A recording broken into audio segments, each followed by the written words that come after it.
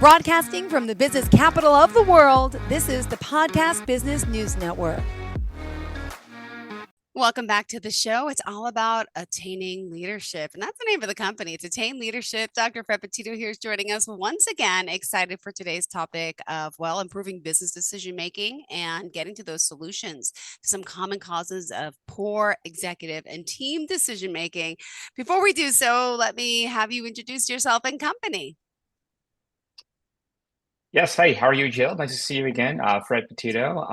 I'm the founder of Attain Leadership. As you know, we're an executive coaching and leadership development firm that kind of focuses not specifically, but generally on marketing executives, just because I think it's such a rich area for leadership challenges, and I think marketing has really come into its own as a function in a lot of organizations in the last I would say even 3 years since COVID, and I think there's a lot of opportunities for marketing execs to kind of up level their leadership skills. So that's kind of where we're focusing.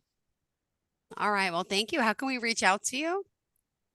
Yeah. So the website is attainleadership.com. Email. I'm on LinkedIn, of course, Fred Petito, and it's fred@attainleadership.com is my email. All right. So yes, improving business decision making. And you're going to give us some solutions today to some common causes of poor executive and team decision making. So can you start off by maybe just summarizing the issue? Are the reasons for poor decision making the same for executives, the same for groups, or different? Tell us a little bit about that. Yeah, I mean, I think there's an overlap, right? There's a little bit of a Venn diagram going on here. There's certainly an overlap of reasons why an executive would make a poor decision and a group, but there's certainly some areas that we could talk about. It's a commonality, which is really around this kind of idea of cognitive bias and how people perceive information, how they interpret it, and how they act on it. But when you get to the group dynamic, there's a whole social element to it, and that has a really profound effect on group decision making. And sometimes you would hope that groups are able to make better decisions than an individual, and sometimes that is the case, but oftentimes it's not. And some of these social dynamics that I'm going to mention later extrapolate and make the issue worse. So I'll talk first about the executives and the kind of the individual decision maker. And I think the first point we want to make is that when groups make bad decisions, it's not because they're dumb or because they're inept. Many times the way we process information does us in, if you will, and makes us deviate from kind of what a reasonable person would decide, a reasonable group would decide. And it's even more difficult when and this is not the exception, this is the norm, when information is confusing, when it's there's a lot of chaos around it, when things are unpredictable. You get this kind of this dynamic going on, and it becomes your decision making abilities kind of break down. Sometimes people then the emotion kicks in. People they start leaning on past experience. They become afraid to act, and then they act on intuition instead of logic and facts, right? And intuition is not necessarily a bad thing, but if it's not grounded in the facts or logic, that's where you get into trouble.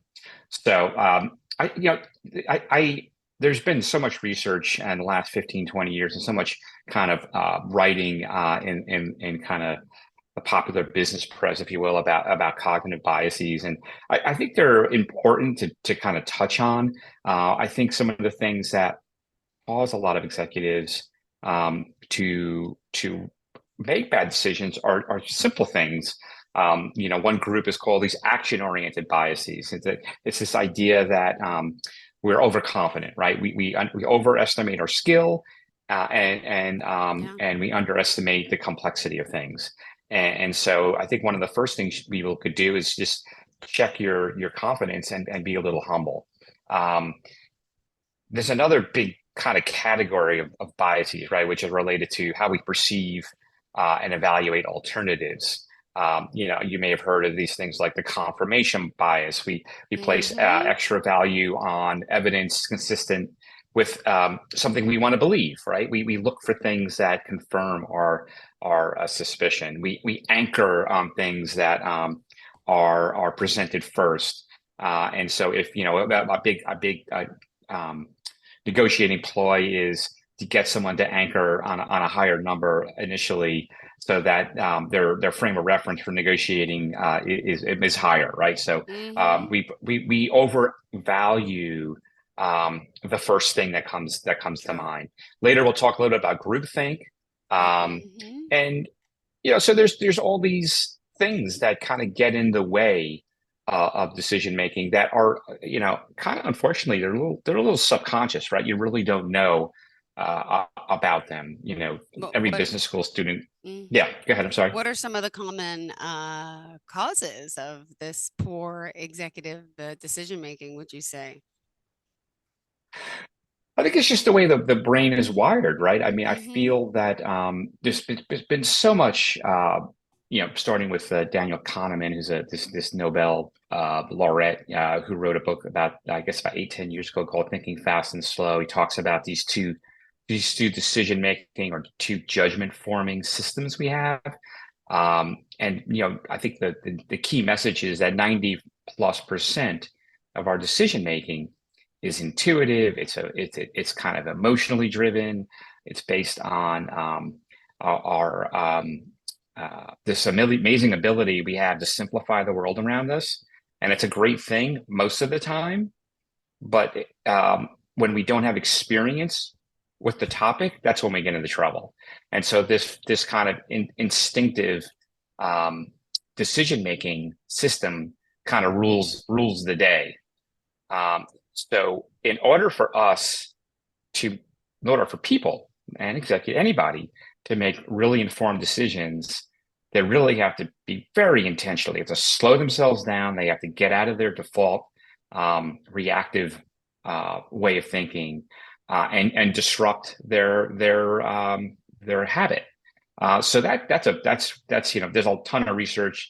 It's very well kind of established, this dual processing system, if you will. So I think there certainly are some things. You think about an executive who, as the more senior you become, of course, senior executives, they have a C-suite, they have a board, but sometimes decision making has to be kind of made in isolation. And so what is an executive to do, right? How do you have all this kind of hardwired predisposition to fast decision making? The behavioral science call this, I think, fast and frugal. It's fast because it's easy, and frugal is we're lazy. We're a lazy species. We want to follow the path of least resistance. Whatever is the easiest way forward, we're probably gonna lean on that. And so one of the things you could do is become aware of that thought process, right? And try to manage it. Also, the way data comes to us sometimes can be very confusing. Sometimes data is this idea called saliency, and that means that data which is easy to comprehend and easy to interpret becomes is given more weight. So, just because something is really an easy explanation for something that's maybe become more complex, that doesn't mean that's the right data. So you need to, again, catch that, be aware of that. Contextual data is also a big thing. There's this famous study where, shoppers are shown this one promotion that says, this product is 80% lean ground beef, whereas this product is beef with 20% fat. So that's the same thing. It's just framed differently. So people would say, oh, wow, that first option is much healthier. It's 80% lean ground beef. The other option is 20% fat, even though it means the same thing. You got to kind of, it's like, it's almost like you're taking an SAT. You got to like be aware of how the questions are framed and how the data is framed. And then I think the final big thing is pattern data, right? When it's called in sports, it's called the hot hand fallacy. If somebody hits a basketball player hits four, 3-pointers in a row, the expectation is they're going to hit it again, right? But the odds of that person hitting another 3-pointer are no different. So that pattern data sometimes, because we see patterns, we think it's gonna follow that pattern. The odds of that same event happening again are the same, regardless of the 3 or 4 3-pointers that shooter just took. So I think there's a lot of things that executives can do. I think this falls under the whole pattern of just slow down and try to be a little bit more intentional about your decision making. Awesome. And also, let's remind everyone who we're talking to, Fred Petito at Attain Leadership, and how we can reach you. Yeah, attainleadership.com on LinkedIn, and Fred Petito Fred at attainleadership.com. This is my email. Awesome. And now we're going to talk about some strategies and ways we can maybe overcome some of these things, I'm hoping, right?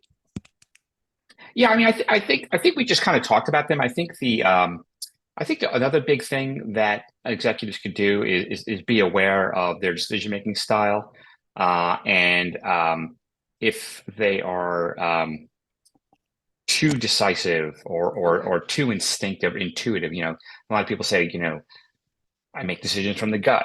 Okay, that's not necessarily a bad thing, but when you're presented with things that are with decisions that are outside of your domain of expertise, or there's a lot of ambiguity and confusion or uncertainty, your gut is probably not going to be your best place to go. That's when you get a little bit more deliberate and think about, those things that, slowing down, thinking about that salient data, and look at the context of the information before you. Look at the patterns that you're seeing, and I think it's those two systems I talked about earlier.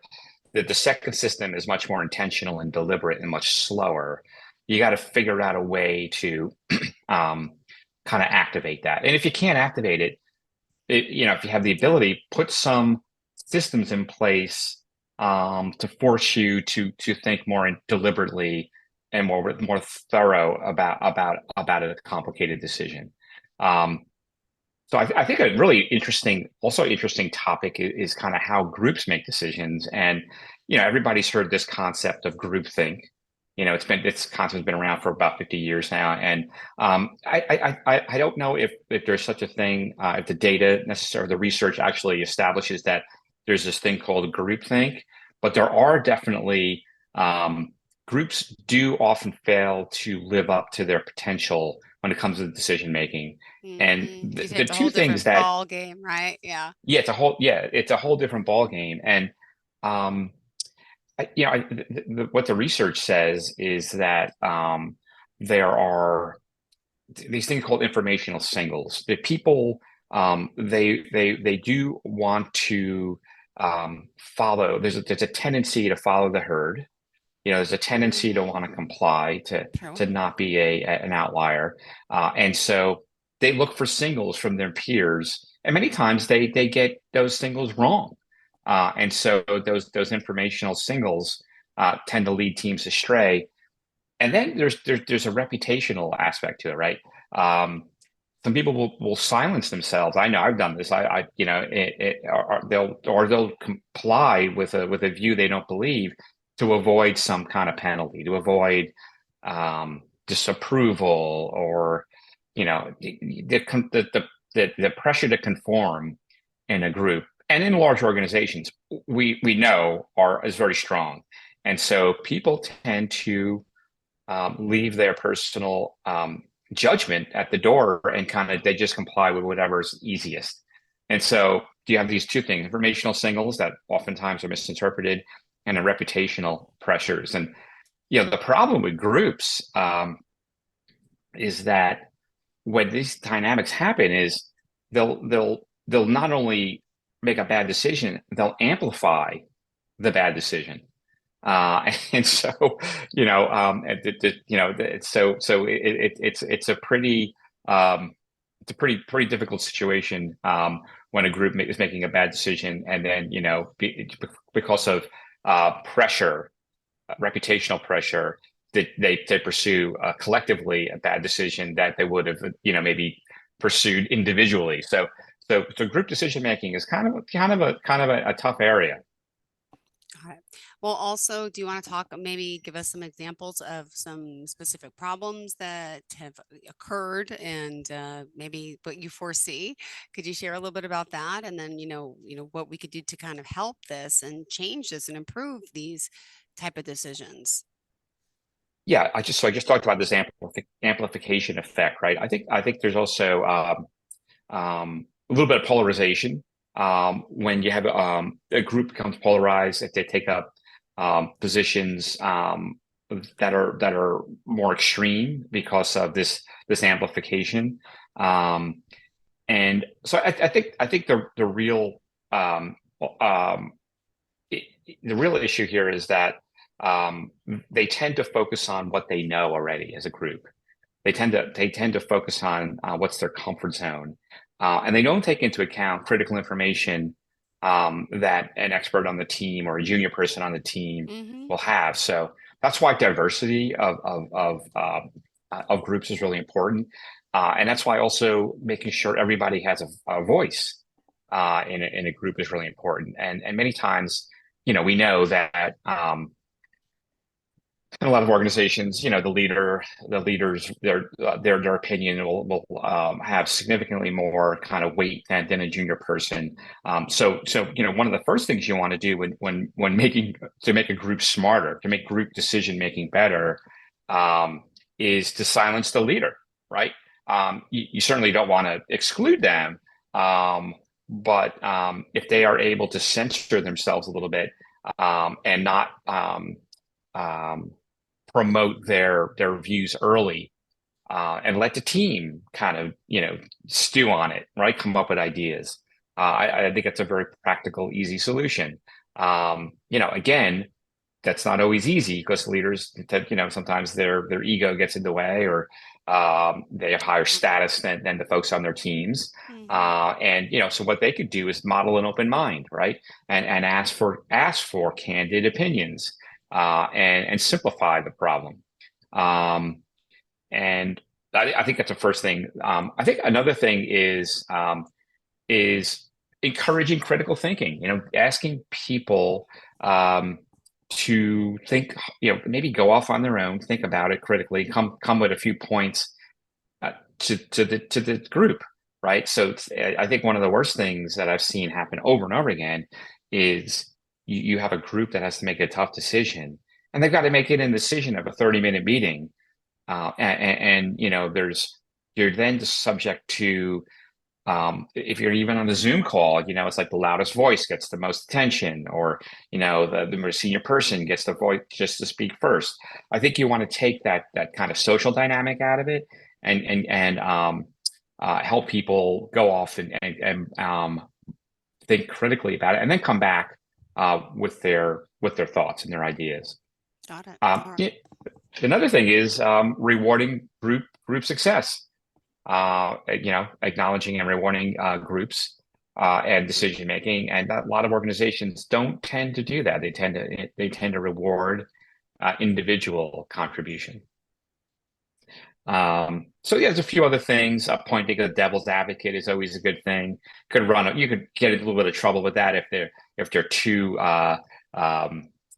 controversial.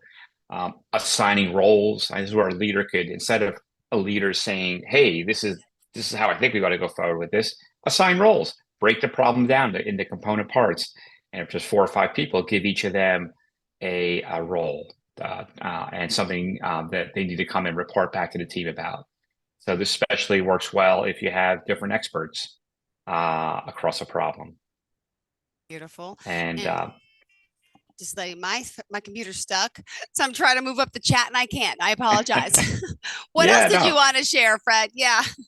Yeah, I I think a big thing. I think Mhm. the last idea here is anonymity, right? Because I think the biggest issue with group decision making and team decision making is the pressure to conform, right? We talked about Mhm. that reputational pressure before, and we talked about the informational signals we're getting from each other, and are they thinking what I'm thinking, or what does the boss want, or and so if it's a really big decision, um, I think bringing a certain amount of anonymity to the decision is going to be really effective because really what you want, especially as a group leader or as an organization, you want to unlock all the different insights and ideas from all your different people. That's why a diversity of team members and diversity of experiences and perspective is such a powerful thing for groups. When you remove those social pressures, that reputational pressure and the informational business I talked about, and you just give people an opportunity to provide their opinion anonymously, I think that's the best of all worlds. But then again, many times these decisions need to be made in real time, and that's not a luxury, but I think that's a worthy area to explore for team leader or group leader to get better decisions out of their group. And with your background and experience, which some people may not know if they're new to the show today, I think it's important that you just remind us of all the background that you have in this field, hence your company and all you're doing.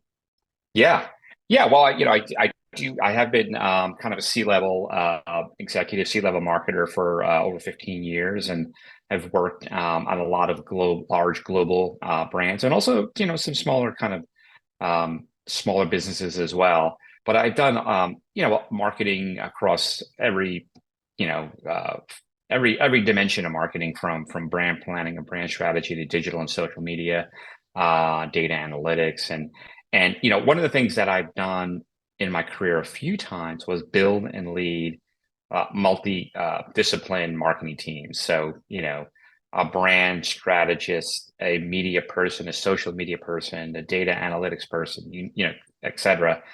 And so the group decision making, that gave me a lot of experience on how to unlock all the all the talent and knowledge of these specialists, right? And in those roles, when I was in a chief strategy officer role, for example, and I had 5 or 6 disciplines reporting into me, I'm not the expert. The person who's in charge of media knows far more about media than I do, etc. So my job isn't to come to them with answers. My job is to help the team operate at a higher level by presenting things in a way that's productive, by organizing them in a way that's productive, and activating them in the case of a big decision that unlocks their specialization and their tech and their special talents, and then collectively having the group come up with what is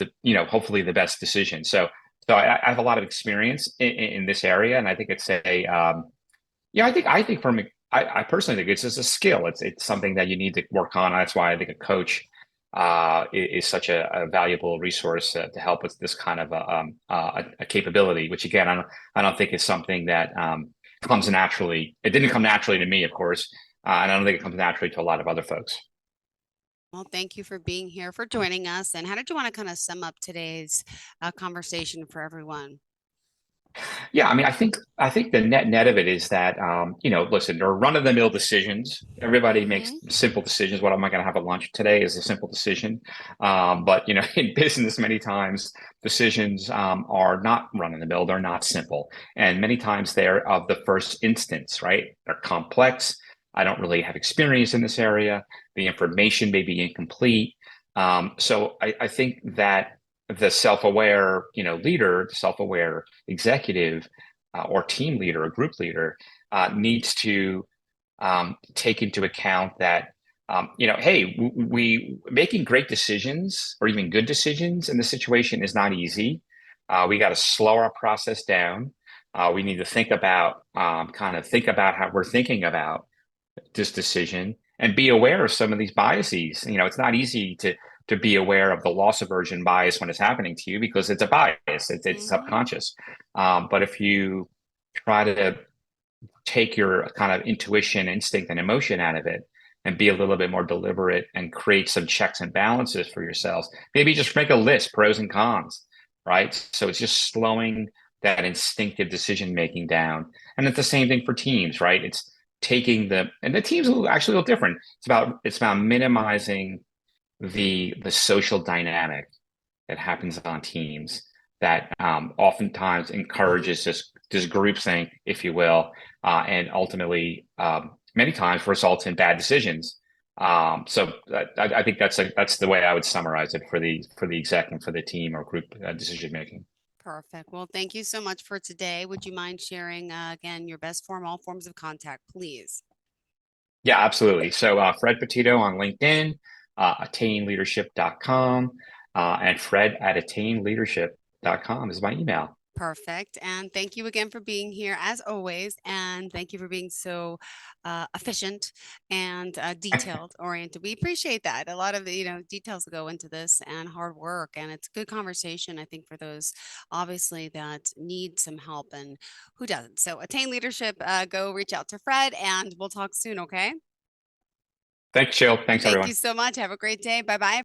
Are you looking for even more of the podcasts and hosts that you love? The Podcast Business News Network is proud to announce that you now have even more ways to listen live. Check out the MyTuner Radio, online radio box, and Simple Radio apps on iOS and Android, or find us online. Search for Business News Network on mytuner-radio.com, or search Podcast Business News Network on streama.com and onlineradiobox.com/US. Take your podcast on the go and don't miss a minute of the action.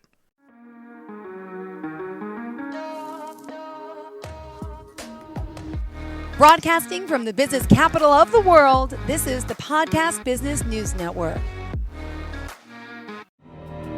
For nearly 2,000 severely injured veterans, everyday life has become filled with barriers.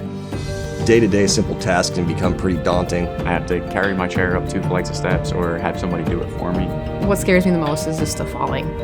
When I'm struggling with my house, I think, to have that one great barrier just knocked down, it's crucial. Home for Our Troops is a wonderful nonprofit that builds a mortgage-free, fully adaptive, handicap-accessible house. And there's no catch. It'll be our very first home that we've ever owned. This is a game changer. This is where your life begins again. We need you to join us in completing this important mission. Please visit hfotusa.org and help build homes and rebuild lives. Because of you, everything's going to be okay.